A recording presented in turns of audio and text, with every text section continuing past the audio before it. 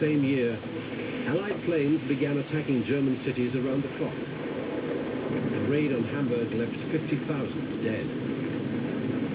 Hitler responded by calling for total war and described Allied airmen as terror flyers. At Luft 3, the days passed like weeks. George McGill learned that Betty had given birth to a son, Peter.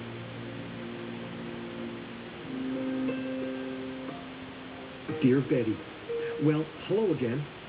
Yesterday was my birthday, and I could imagine you waking up and wishing me many happy returns. I could also imagine some baby gurgle to the same effect. Some imagination, hey? I think how nice it would be if I could accompany you on your daily walks. But I hope that time is fast approaching, as it seems we're to be apart a little longer than we figured. Goodbye for now, and tons of love. George. Over 200 Canadians were prisoners at Luft 3. Tommy Thompson helped many of them deal with the loneliness. I think he could make people feel better. You know, he could do that job, but a lot of the time he maybe wasn't able to help himself in the same way. He didn't have anyone that he could rely on that way. Depression plagued Tommy, who had seen terrible things. He commented most often on how the Russians were literally starved to death, in concentration camp conditions.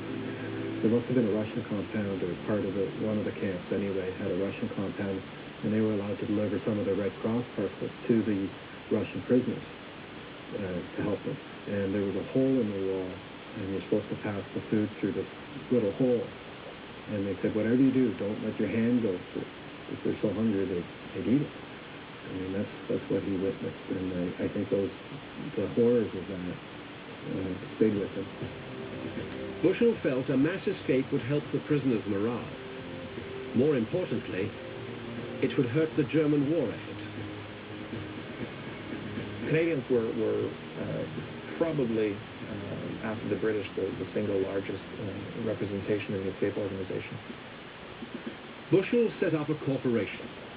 Its business, escaping. He was the CEO and called himself Big X. Below him were department heads. Forgery, security, intelligence, travel, and most important of all, tunneling. The head of the tunnel team was a Canadian mining engineer from Northern Ontario, Wally Floody.